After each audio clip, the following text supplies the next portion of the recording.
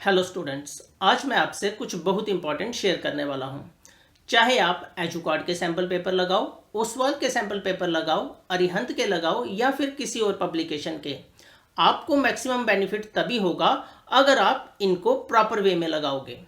अगर आपने proper way में सैंपल पेपर लगाए तो आप बहुत ऊंचाइयों को हासिल कर सकते हैं। सैंपल पेपर आपने सिलेबस कंप्लीट करने के बाद लगाने हैं।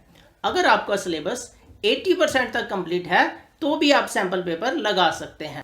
सैंपल पेपर लगाने से पहले आपने कुछ प्लानिंग करनी है, जैसे कि आपने सैंपल पेपर कब लगाना है और किस टाइम पर लगाना है, ताकि आप 3 घंटे एग्जाम लाइक कंडीशन में बैठ सकें और कोई आपको डिस्टर्ब ना करे।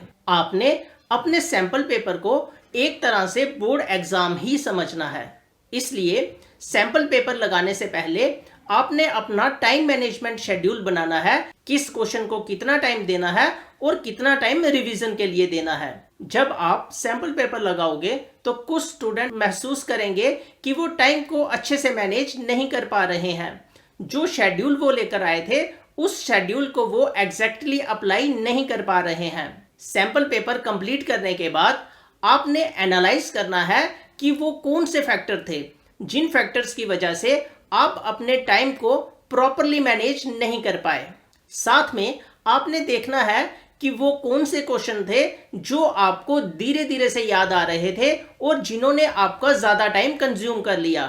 साथ में कुछ क्वेश्चन ट्विस्टेड होंगे, आपने इन ट्विस्टेड क्वेश्चन को भी सैंपल पेपर लगाने के बाद ध्यान से देखना है कि ट्विस्टेड करने के लिए क्वेश्चन में क्या किया गया था। तो पहला सैंपल पेपर लगाने के बाद आपके पास 3 टॉपिक पर लिस्ट बन जाएगी। पहला, कौन से फैक्टर थे जिनकी वजह से आप टाइम मैनेजमेंट नहीं कर पाए। सेकंड, वो टॉपिक जो आपको भूल भूल कर आ रहे थे, इन टॉपिक को आपने फिर से रिवाइज करना है। और तीसरा, वो क्वेश्चन जो ट्विस्टेड थे। सैंपल पेपर कंप्लीट करने के बाद आपने इस सैंपल पेपर के आंसर को अपने टीचर से चेक करवाना है। टीचर से इसे चेक करवाना बहुत इंपॉर्टेंट है। जिस तरह बोर्ड एग्जाम के बाद एग्जामिनर पेपर चेक करता है, उसी तरह से अगर आपने अपने सैंपल पेपर को टीचर से चेक करवाया तो टीचर आपको आपकी हर एक मिस्टेक बता सकता है और साथ में आपको कुछ इंपॉर्टेंट टिप्स भी दे सकता है कि उन एरियाज पर आपने किस तरह से इंप्रूव करना है। आपकी ग्रामेटिकल मिस्टेक थी या डायग्राम की लेबलिंग में मिस्टेक थी या फिर जो कंटेंट आपने दिया उस कंटेंट में कुछ इंप्रूवमेंट की जरूरत है, ये सारी बातें आपके टीचर बहुत अच्छे से आपको समझा सकते हैं। फर्स्ट सैंपल पेपर इस तरह से लगाने के बाद जब आप सेकंड सैंपल पेपर लगाओगे तो देखो आपको क्या बेनिफिट होगा। जब आप सेकंड सैंपल पेपर सॉल्व करोगे तो आप महसूस करोगे कि आप टाइम को ज्यादा अच्छे से मैनेज कर पाओगे, क्योंकि जिन फैक्टर्स ने फर्स्ट सैंपल पेपर में आपका टाइम खराब किया था, आप उनमें से बहुत से फैक्टर्स को कंट्रोल कर लोगे। सेकंड सैंपल पेपर करने के बाद आप जब इसे रिवाइज करोगे तो आपको एग्जैक्टली पता होगा कौन से एरियाज हैं जहां पर आप मिस्टेक ज्यादा करते हो।